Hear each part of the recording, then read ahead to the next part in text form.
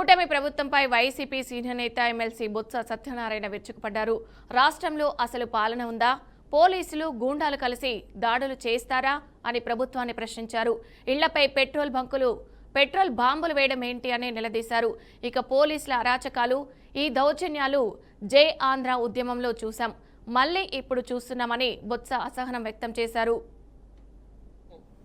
గొప్పగా చెప్తారు కదా, ప్రజాస్వామ్యం పరిరక్షిస్తుంది, భారతదేశం ప్రజాస్వామ్యానికి ఒక పునాది, ఓ తల్లి లాంటిదని అక్కడ మోడీ గారు చెప్తారు కదా. అక్కడ నుంచి ఏం చేస్తారు భారతీయ జనతా పార్టీ నాయకులు? పెద్ద పెద్ద కబుర్లు చెప్తారు కదా డిప్యూటీ సీఎం.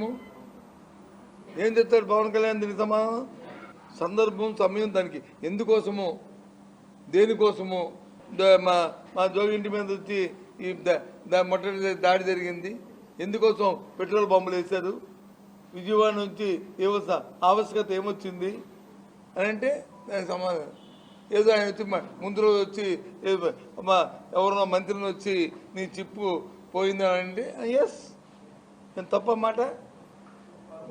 బుర్రపాడైపోతే కదా ఇలాంటి వస్తాయి, ఇంకెందుకైనా కోల్పోతే కదా ఇలాంటి కార్యక్రమాలు వస్తాయి.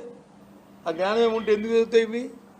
ఎంతవరకైనా సరే దీనికోసం పోరాటం చేస్తాం, చట్టపరంగా దీని మీద ఆలోచన చేస్తాం. కానీ రాజకీయ పరంగా ఇచ్చారు తప్పు. ఒకటి కాదు, రెండు కాదు. ముందు రోజు వచ్చి గుంటూరులో రాంబాబు మీద, మర్నాడు వచ్చి రమేష్ మీద, ఇంటి మీద. అంటే ఎవరు మరి రాజకీయ పార్టీ అంటే మీ పార్టీ మీ తప్ప ఎవరు బతకూడదు, ఎవరు ఉండకూడదా? చట్టపరంగా ఏ రకంగా వాళ్ళకి శిక్షణ పడాలో ఏం చేయాలో చట్టపరంగా మేము చూసుకుంటాం. కానీ రాజకీయ పరంగా ఇలాంటి సంఘటనల పట్ల మాత్రం రాష్ట్ర ప్రజలందరూ కూడా అప్రమత్తంగా ఉండాలని కోరుతున్నాను.